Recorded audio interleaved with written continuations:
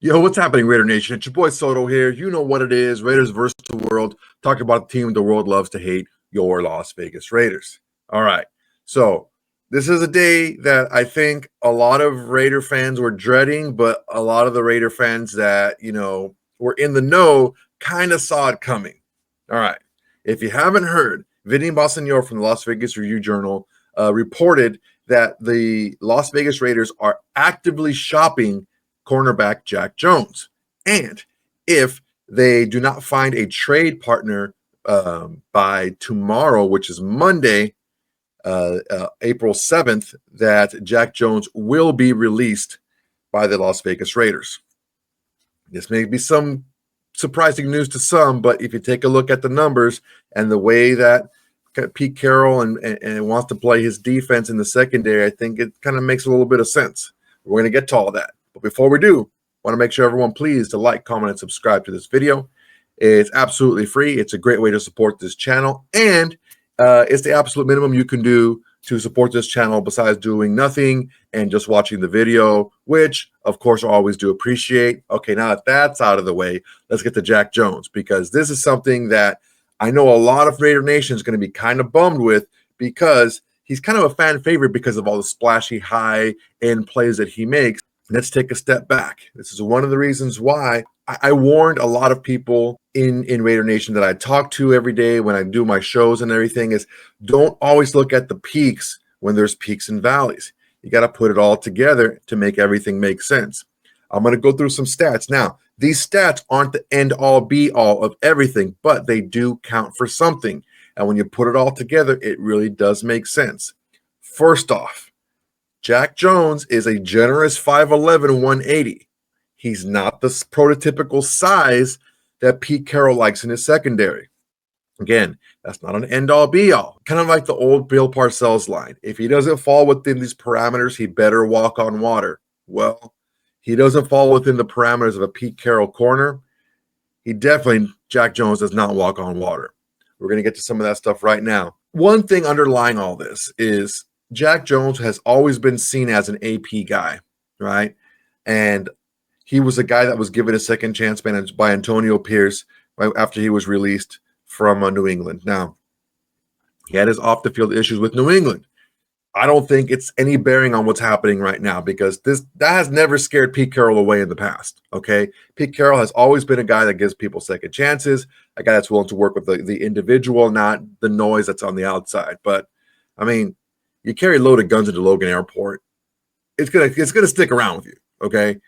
I'm not saying that's going to be an issue here or that's the issue why he's being released. I really think it's on the field right now. Big thing, number one, Jack Jones is not the physical prototype of what Pete Carroll wants in his secondary. On top of not being, in line with the physical prototype of what Pete Carroll wants in his secondary, his play just was not good.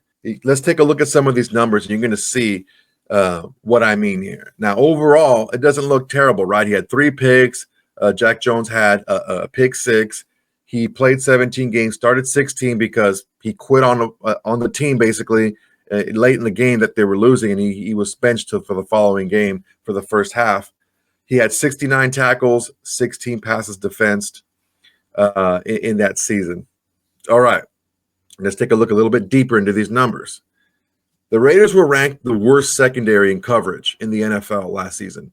I don't know if you guys understand that. Jack Jones was 102nd overall out of corners last season with minimum snaps. Yeah, I believe it was the minimum snap was like 100 minimum snaps. So he had a defensive grade of 53.9. That's good for 102nd out of all corners, just corners. Run defense, he was 76th. And his overall coverage grade was also 102nd. We're going to get to these in a second, okay? Now, look, I'm not saying this is out of 188 potential ones, okay? So it's not like, oh, well, the numbers say everything. No, but the numbers do back up a lot. His man coverage grade was only 33.3. That's 188. So I'm sorry. He was 188. There was 206 corners that were eligible. That's rough, man. That's rough. Knowing how Pete Carroll wants to play and to have a man coverage grade that low. So look, he's not the prototypical size. He has some off the field concerns. He has some on the field concerns as far as, his play and his effort level. And then he doesn't really play that well the way that Pete Carroll wants to play his defense. Those are three big strikes already right there. In man, he gave up a 61% completion rate, which was good for 86th in the NFL out of corners. In zone, he gave up a 69.8% completion percentage, which is 83rd. I mean, these numbers are starting to show something here. Here's a couple of ones that are really I'm going to really kind of put the icing on the cake here. And I don't want to pile on to Jack Jones. I just want to give you guys the information so you're not so blindsided.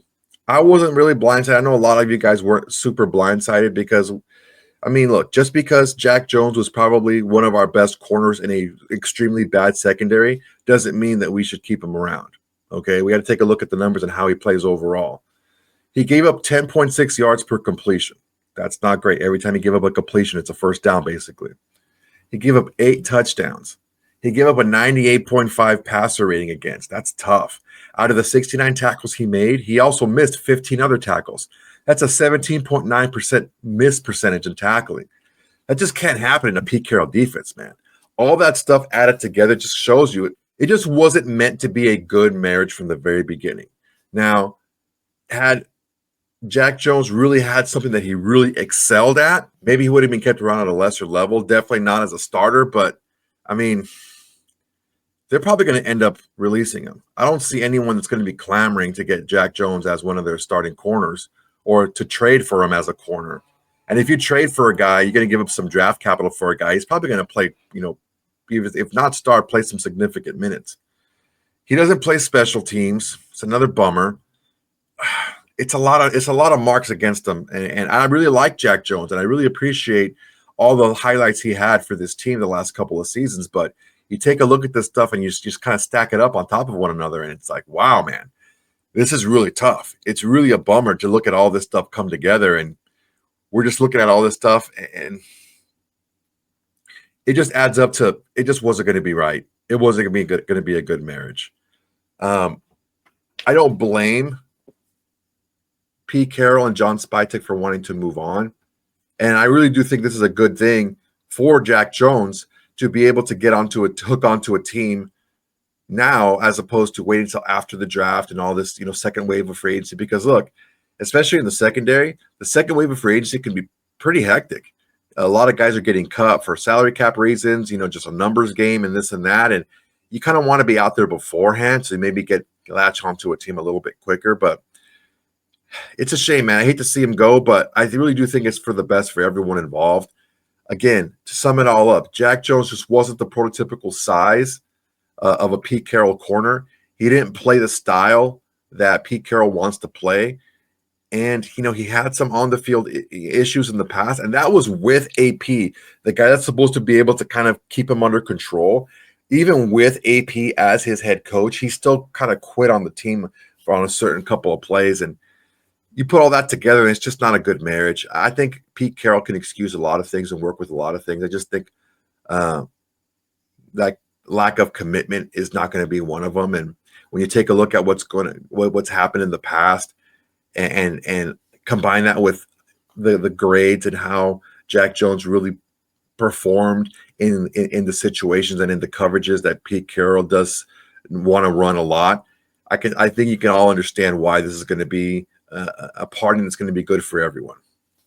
All right, guys, that's my time for today. I appreciate you guys listening. It's a quick video, but I wanted to hop on once I heard the news and let you guys know what I thought about it. Go ahead and make sure to please like, comment, and subscribe to this video. It's a great way to support the channel. It's absolutely free, and it's the bare minimum you can do to support this channel besides doing absolutely nothing and just watching the video, which, of course, I always do appreciate. Come on, guys. If you've listened for this long, you might as well just go ahead and subscribe. All right. Thank you for your time, everybody. I appreciate it. Until next time, peace. Hey, Raider Nation. Thanks for watching. There's plenty more where that came from. Go ahead and smash that like button. Drop a comment. Make sure to subscribe and share to all your socials. It's the bare minimum you can do without doing absolutely nothing.